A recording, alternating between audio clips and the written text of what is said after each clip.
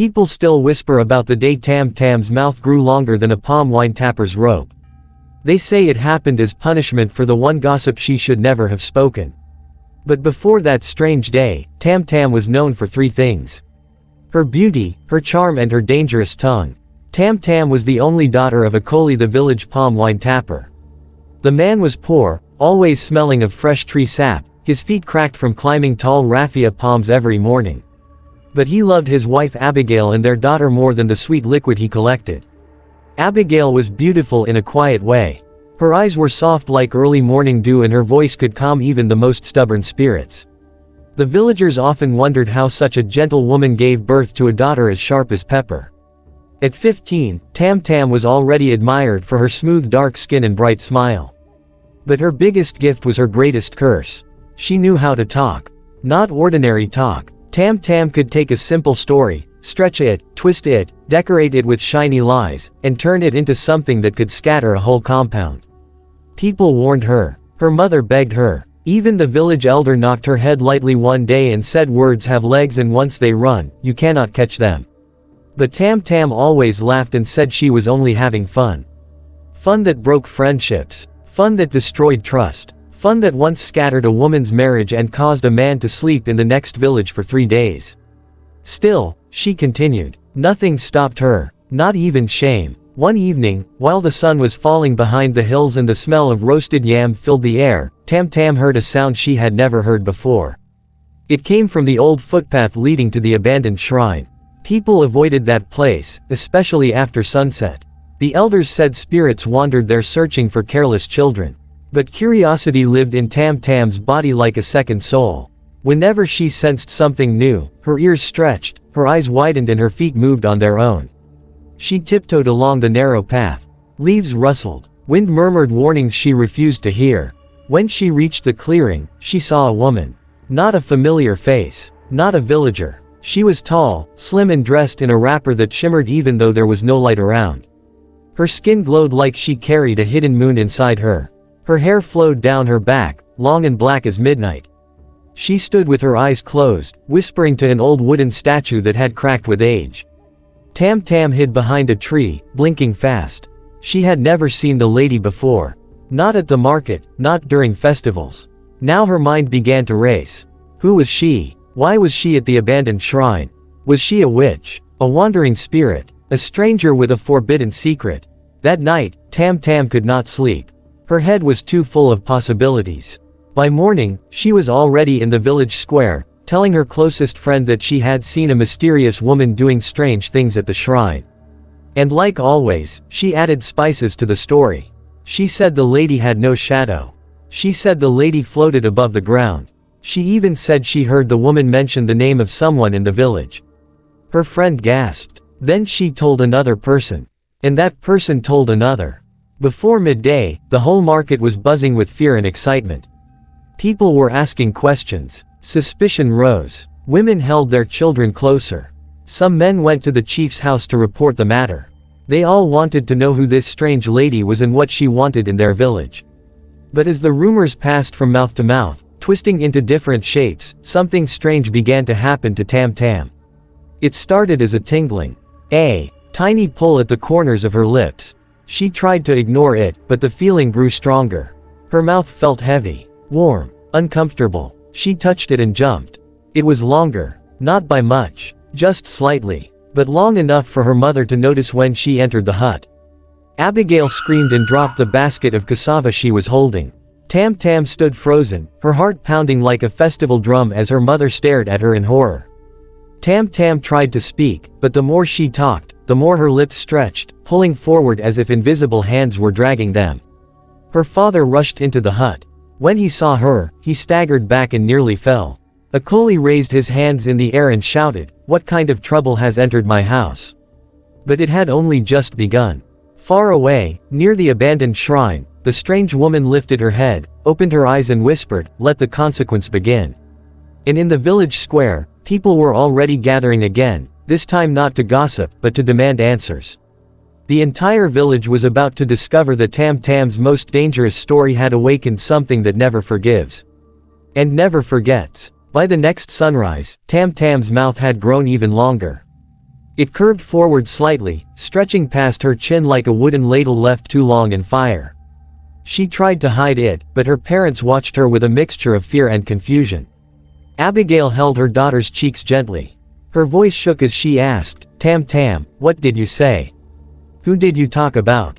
Tam Tam swallowed hard. Talking hurt. The muscles around her lips stretched painfully each time she opened her mouth. "I only talked about the strange woman at the shrine," she whispered. Her father gasped like someone poured cold water on his back.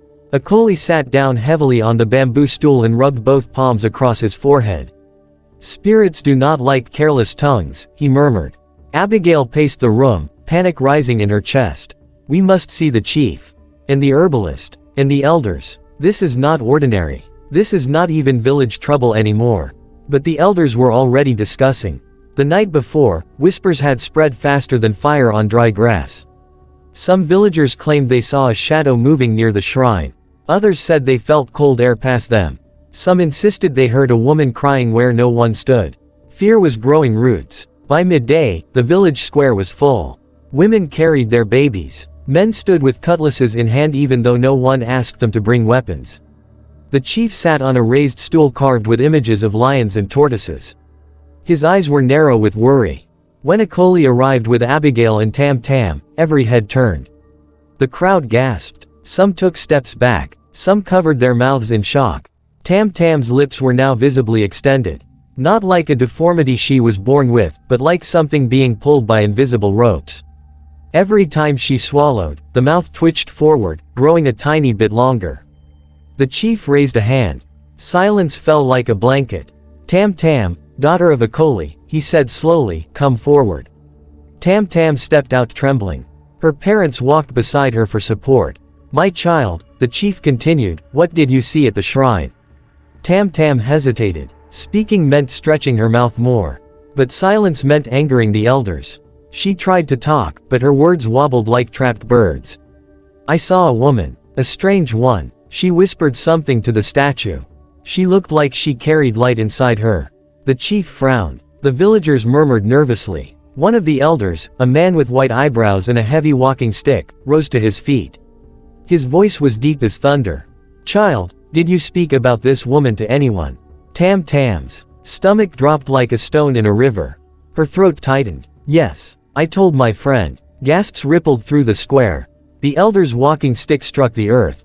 A sharp crack shot through the air. "Words spoken wrongly can summon what should never be summoned," he warned. The villagers began shouting questions. "Is she a witch? Is she a wandering spirit? Did Tam Tam call something into the village? Are we safe?" The commotion grew until the chief struck his staff on the ground 3 times. "Enough." He turned slowly to look at Tam Tam. "What exactly did you say about the woman?" Tam Tam's heart raced. She remembered her lies. The added details. The exaggerated story. The claim that the woman had no shadow and floated. Her stomach twisted in regret. I said things I should not have said." More murmurs. I may have added things. Just a little." The elder's eyes darkened. "The shrine woman hears every lie spoken about her. And she does not forgive what is not true." Suddenly, the wind shifted. A cold breeze swirled through the square even though the sun was still bright. Women clutched their wrappers. Men held their breath. Chickens scattered, flapping wildly. Then it happened. A scream cut through the air.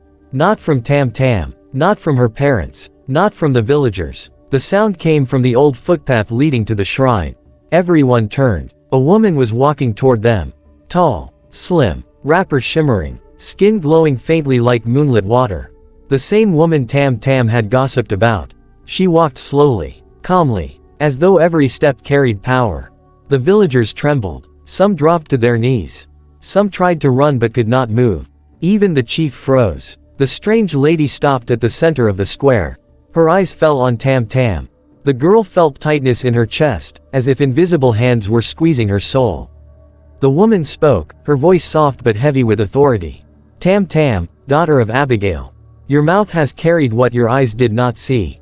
And your lies have awakened an oath older than your village." Tam Tam's knees shook violently. The woman continued, "Your punishment has only started." Abigail screamed and ran to cover her daughter, but the woman raised a hand. Air thickened like invisible walls, stopping the mother mid-motion. Enkay tried to reach them but stumbled backward as though pushed by unseen force. The woman bent slightly, her face inches from Tam Tam's elongated mouth. The more you speak, the longer it will grow, until the truth itself comes to your rescue. Then she straightened and turned toward the shrine path again. As she walked, her feet did not touch the ground. This time, everyone saw it clearly. The villagers fell to their knees, wailing and praying. Tam Tam stood frozen, breathing fast, as her mouth twitched again, stretching forward another small but terrifying inch. And deep inside the shrine forest, something awakened with her name on its breath. That night was the first night Tam Tam could not sleep. She lay on the raffia mat staring at the ceiling while her mouth quivered softly, stretching a little more with every frightened breath. It now reached past her chin, almost touching her neck. She tried not to cry, but tears rolled down her cheeks, warm and bitter. Her parents stayed awake too. Abigail sat at the edge of the bed, whispering prayers into the dark. Enkay paced the room endlessly, scratching his head until his hair stood in patches. He kept muttering that no child deserved this, even a stubborn one. Every few minutes he stopped to look at Tam Tam with helpless eyes. The entire village buzzed with fear. No one slept well. Some people locked their children in, afraid the strange woman might roam at night. Others placed charms at the doorposts. Even dogs refused to bark, as if they sensed that something stronger than them walked the land. Just before sunrise, while roosters were clearing their throats for morning crowing, a sound drifted through the air. It came from the forest, low and distant, like someone calling from behind thick trees. Tam, Tam. Tam Tam sat up quickly, her heart knocking against her ribs. Abigail jumped in fear. Tam Tam, did you hear that? She whispered. Tam Tam nodded with trembling lips. Enkay stepped outside with a lantern, scanning the compound. Nothing moved. The wind was still, but the sound came again. Tam, Tam. This time it was clearer. Abigail clutched her daughter tight. This is not ordinary again. It is calling you. Why is it calling you? Tam Tam whispered in fear. Mama, I did not mean to lie that day. Her voice quivered painfully. Every word made her mouth stretch a tiny bit more. She jerked her head back to stop the movement, but the stretching refused to stop. After sunrise, the elders summoned Tam Tam again. The villagers gathered around the chief's hut, whispering anxiously. Many stared at Tam Tam with pity. Some with fear, others with anger, blaming her for attracting spirit trouble into the village. The chief leaned forward with heavy eyes. Child, the shrine woman has spoken her judgment. But judgment is not the same as final punishment. There must be a reason she gave you time. Something is still left undone. One of the elders, the one with the white eyebrows, nodded. The woman said the truth must save her. Which truth? Which lie must she correct? Tam Tam shook her head helplessly. I only added small things to the story. I only wanted the tale to sound interesting. The elder hit the ground with his walking stick. Small lies do not exist in the ears of spirits. Even one grain of sand will enter the eye and cause blindness. Suddenly, a girl from the crowd raised her hand fearfully. It was Amarachi, Tam Tam's friend. Her eyes were wide with guilt. Chief, there is more. The crowd shifted. I was the first person Tam Tam told about the strange woman. And she did not only add spices. She said the woman called the name of the chief's son. She said the woman told the statue that someone in this village was going to die. Gasps spread like wildfire. The chief's face tightened with quiet anger. Heavy silence swallowed the crowd. Tam Tam burst into tears. I only said it so the story would sound deeper. I did not mean it. I did not know it would become this. The chief stood slowly. His voice was low and troubled. You have spoken death into the woman's name. That is the deepest offense of all. The elder with the walking stick added, you must go to her. Only she can reverse what she started. A chill ran through the villagers. Go where? Someone whispered. To the shrine, another answered. Alone. Tam Tam's legs nearly gave way. Her mother wailed. You want my child to enter that forest where spirits walk. She will not go. I will not allow it. But the elders closed their eyes and shook their heads. Every punishment has a path of mercy. If she does not follow it, her mouth will grow until it drags on the ground. The villagers watched in dread. Abigail fell to her knees, weeping. Tam Tam looked around helplessly. She did not want to enter that forest. She did not want to face the glowing woman. She did not want to see what waited near the shrine.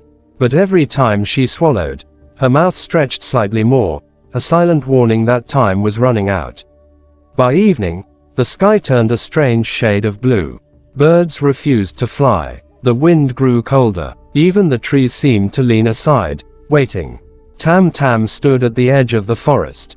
The path was dark, as if night arrived early just for her. Her parents stood behind her, powerless. The chief and elders watched with solemn faces. From inside the forest, the voice echoed again. Tam, Tam. But this time, a second voice joined the first. You must return what you took with your tongue. Tam Tam stepped forward, heart pounding, mouth trembling, her body shaking like a leaf in storm wind. The forest swallowed her, and as she disappeared into the shadows, the strange woman appeared at the shrine, waiting with something in her hand. Something wrapped in red cloth. Something that glowed faintly. Something meant for Tam Tam alone.